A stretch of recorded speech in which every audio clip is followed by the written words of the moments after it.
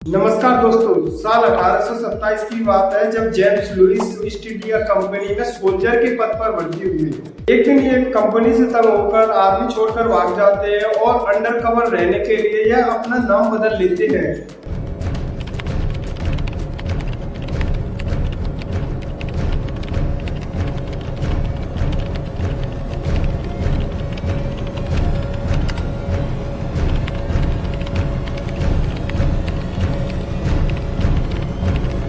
वो करने निकल पड़ते हैं जो इनका फैशन था। 2 साल तक इंडिया के सब कॉन्टिनेंट में ट्रेवलिंग करने के बाद ये सन 1829 ईस्वी में ये पंजाब के बीजन में पहुंच जाते हैं और इन्हें अंजाम शहर में खंडर मिलते हैं और इन्हें कोई आइडिया तक नहीं था यह कितने पुराने हो सकते हैं, लेकिन इन्हें हिस्ट्री का बहुत बड़ा शौक था। ये डॉक्यूमेंट करने लगते हैं। इन्होंने क्या देखा, ये नोट्स लिखते हैं, ड्राइंग बनाते हैं। तो इसके द्वारा बनाई गई ड्राइंग आप स्क्रीन पर देख सकते हैं। जेम्स लुइस इस बात से बेखबर थे कि इन्होंने हड़प्पा का बहुत पुराना शहर खोज निकाला है। इसके करीब 100 साल बाद 1920 ईस्वी में पता चला कि इस सिविलाइजेशन के बारे में और अधिक जानकारी प्राप्त हुई है। जैन मार्शल को ईएसटी का डायरेक्टर अपॉइंट किया गया और इन्होंने इंडियन आर्कोलॉजिस्ट की मदद से इन हड़प्पा के शहरों का सर्वे किया और पता चला कि यह शहर तो 5000 साल से पुराने हैं। इंदुस नदी के किनारे एक और हिस्टोरिकल साइन की खोज हुआ जहां पर ढेरों इंसानों की हड्डियां पाई गई और इस जगह को नाम दिया गया मोहनजोदड़ो यानी माउंट ऑफ द डेड। पता चलता है कि इस जगह पर दफन एक ऐसी सिविलाइजेशन है जिसके बारे में कोई कुछ नहीं जानता है और क्योंकि ये खंडर इंदुस रिवर के पास पाए गए, सिविलाइजेशन को नाम दिया गया इंदुस वैली सिविलाइजेशन। आज साल 2025 में हम इस सिविलाइजेशन के बारे में बहुत सी जानकारी जानते हैं। स्कूलों की किताबों में इसके बारे में पढ़ाया भी जाता है, लेकिन 2 चीजें आज भी रहस्य बनी हुई हैं। पहला कि हड़प्पा के लोग जिस भाषा को जिस लैंग्वेज में लिखा करते थे, क्या मतलब है इन शब्दों का और कैसे इन शब्दों को समझा जा सकता है।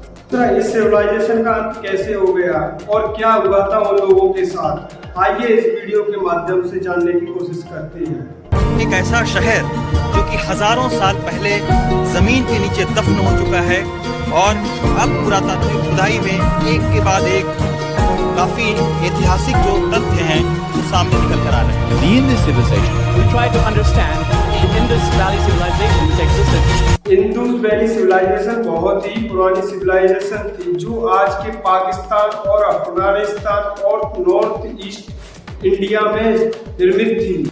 टोटल अभी तक हमें 1460 मिल चुकी हैं, जिनमें से कुछ इंडिया में स्टे करती हैं। इंदुस वैली के बराबर उस जमाने में बहुत ही कम सिविलाइजेशन थी, गिनके 3 से 4। इजिप्शियन, मेसोपोटामिया, चाइनीज, इन चारों सिविलाइजेशन में चाइनीज सिविलाइजेशन थी जो बहुत ही पुरानी रिसेंट सिविलाइजेशन थी।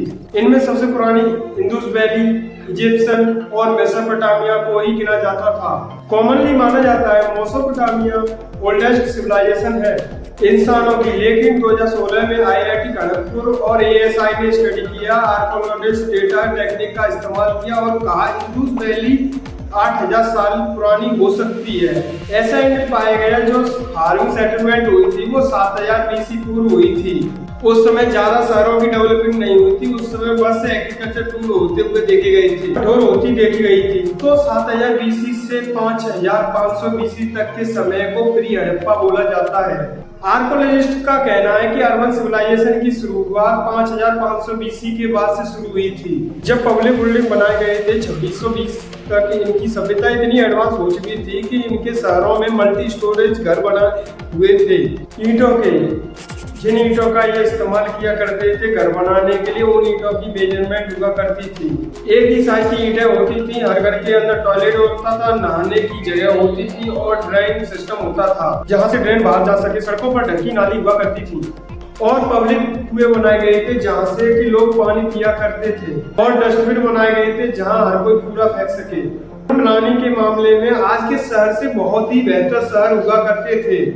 लेकिन इनके बारे में ज़्यादा कुछ नहीं पता क्योंकि हम इनकी लैंग्वेज नहीं जानते हैं। ये देखिए,